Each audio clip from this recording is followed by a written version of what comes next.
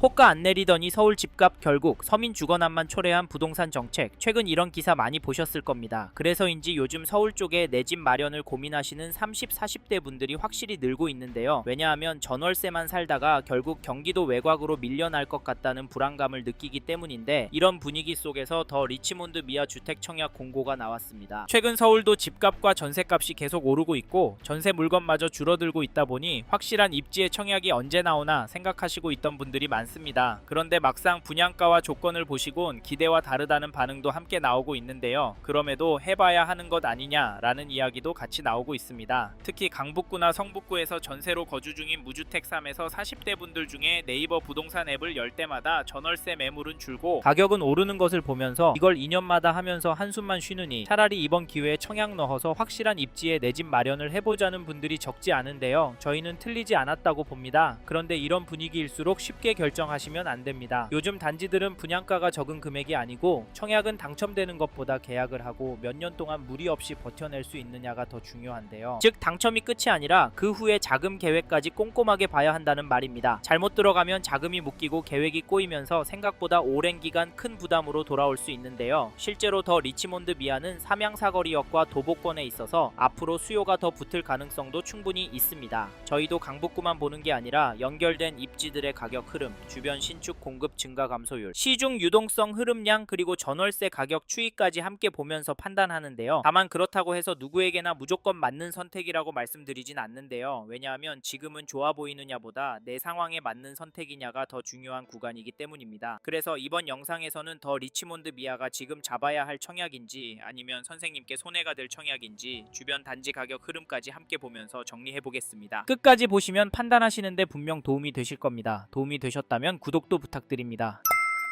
사실 더 리치몬드 미아 청약을 넣기 전에 기사 몇 개나 영상 몇 개만 보시고 판단하시기보다는 적어도 선생님께서 이 세 가지 기준은 정리하고 결정하셨으면 좋겠는데요. 첫째, 이 단지를 얼마나 보유할 계획이신지. 둘째, 지금 자금 구조가 이 단지에 무리 없는 상태인지. 셋째, 비교 중인 다른 단지와 수익 구조가 어떻게 다른지입니다. 왜냐하면 지금 강북구는 서울에 있다는 이유만으로 과감하게 들어갈 수 있는 시장은 아니기 때문인데요. 이 기준이 중요한 이유는 좋아 보이는 청약도 막상 내 상황과 안 맞으면 끝까지 가져가기 어려울 수 있기 때문입니다. 그래서 더더욱 기대감으로만 판단하시면 안 되는데요. 실제로 데이터만 보더라도 강북구의 분위기는 나쁘다고만 보긴 어렵습니다. KB 매매 지수를 찾아보시면 강북구는 상승하는 추세로 나오고 전주 대비로는 0.168% 상승했습니다. 전세 지수도 보시면 전주 대비 0.355% 상승했는데요. 여기는 매매 지수가 더 많이 오르고 있습니다. 어찌 보면 당연한 게 사람들이 강북구를 실거주도 투자 가치도 좋다라고 보고 있기 때문인데요. 뉴스에서는 급매다, 하락이다 많이 나오지만 실제 숫자는 다르게 움직이는 동네도 있을 수 있다는 점도 기억하십시오. 사실 이런 이유로 이번 청약은 넣어야 하나 헷갈려지는데요. 여기 분양가를 찾아보니 전용 40구는 7억 6,400에서 8억 200 수준까지, 전용 50구는 9억 2천에서 9억 5,300만원 수준으로 확정이 되었습니다. 계약금은 두 번에 나눠서 10%를 내셔야 하고 중도금 60%에 나머지 장음 30%는 입주 시에 완납하시면 되는데요. 여기에 발코니 확장과 시스템 에어컨 추가 비용까지 하면 4에서 5천만원 가량 추가가 될 수도 있습니다. 처음엔 관심이 갔지만 막상 계약금과 옵션비까지 계산해보면 고민이 생기시는 분들도 생기실 텐데요. 부담이 많이 된다고요? 사실 틀린 말은 아닙니다. 왜냐하면 적은 금액은 절대 아니기 때문인데요. 그래서 저희는 서울 권역에 터전이 있고 이 단지를 보시는 분들 중에 입주하고 길게는 10년 이상 거주하실 아파트 보시는 분이라면 앞에서 말씀드린 세 가지는 꼼꼼하게 검토하셨으면 좋겠는데요. 결국 문제는 좋아 보이느냐가 아니라 이 가격을 내가 끝까지 감당할 수 있느냐입니다. 무조건 좋다 말씀드리지 않는 이유는 여기도 맞는 분들만 들어가셔야 나중에 후회를 하지 않으실 거라고 보기 때문인데, 서울 안에서 미아동의 입지가 별로라고 말씀하시는 분들도 있지만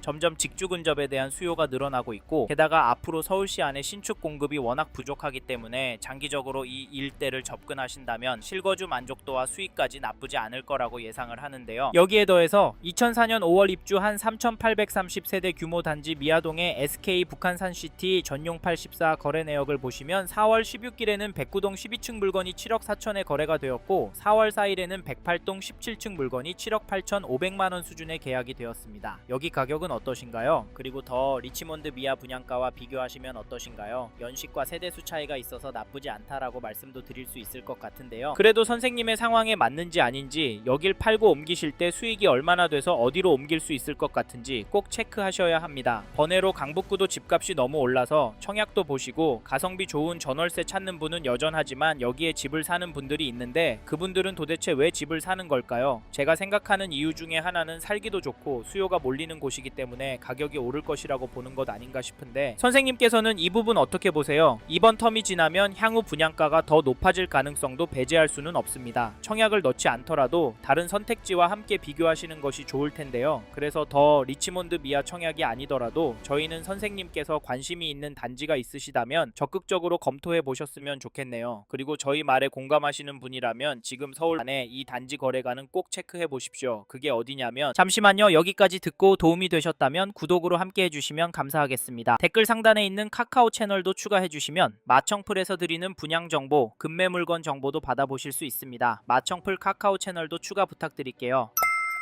2003년 12월 입주한 미아동의 삼각산 아이원을 보시면 4월 13일에 전용 84, 101동 24층 물건이 8억 4천에 계약이 되었고 4월 10일에는 116동 2층 물건이 6억 3천에 계약이 되었는데요. 이 단지 가격 어떻게 보십니까? 저는 여기도 조금씩 오르고 있다고 보여지는데요. 사실 가격도 중요하지만 파워풀한 대책과 부동산에 대한 부정적인 발언에도 아랑곳하지 않고 계속 거래가 나오고 있다는 점 놓치시면 안 됩니다. 서울 강북구는 추가 규제가 나올 수 있는 입지이고 그동안 대출 금액도 많이 줄고 세금도 많이 늘어서 거래가 줄어들 거라고 예상했지만 잠깐 주춤하는 모습을 보이다가 다시 거래는 꾸준히 나오고 있습니다. 이게 팩트인데 더 리치몬드 미아 청약은 어떻게 하는 게 좋을까요? 사실 저희 채널에서 다뤘던 강남구나 용산구 영상에서도 보셨듯이 다른 동네 아파트들은 조정이 되는 곳도 나오는 상황입니다. 이런 상황 속에서 여기 더 리치몬드 미아 분양가와 입지를 기준으로 봤을 때 청약은 넣어봐야 하는 거 아닐까요? 이 단지 전세가도 살펴보면 4월 22일에 119동 3층 물건이 6억 5천에 신고가 거래가 나왔고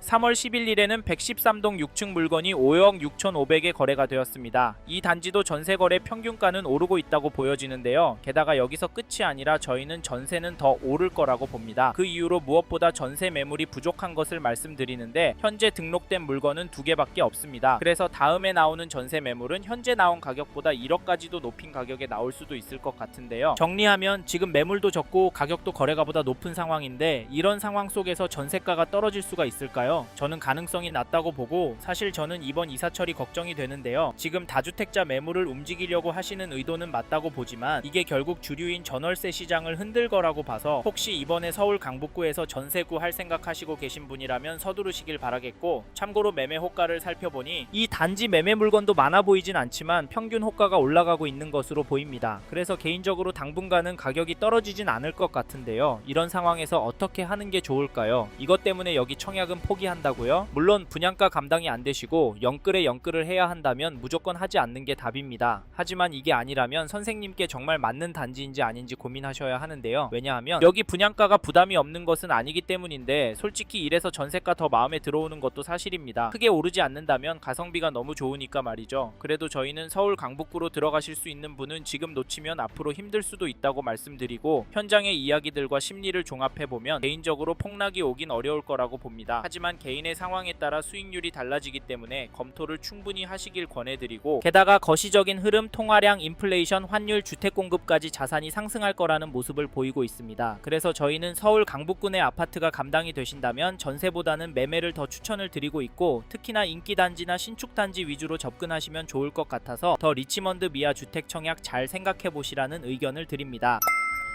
이번 영상에서 더 리치몬드 미아 주택 청약과 앞으로 어떻게 될지에 대한 저의 생각을 말씀드렸습니다. 관심이 가신다면 영상이 끝나고 이 단지에 대해 좀 더 검색해 보시길 바랍니다. 이번 영상에서 언급된 내용들에 대하여 좀 더 궁금하신 내용이 있으시다면 댓글로 남겨주세요. 최대한 빠르게 답변을 드리도록 하겠습니다. 다음 영상에서도 부동산 투자에 도움이 되는 정보 나누어 드리도록 하겠습니다. 구독과 좋아요 그리고 알림 설정 부탁드립니다. 감사합니다. 좋은 하루 보내세요.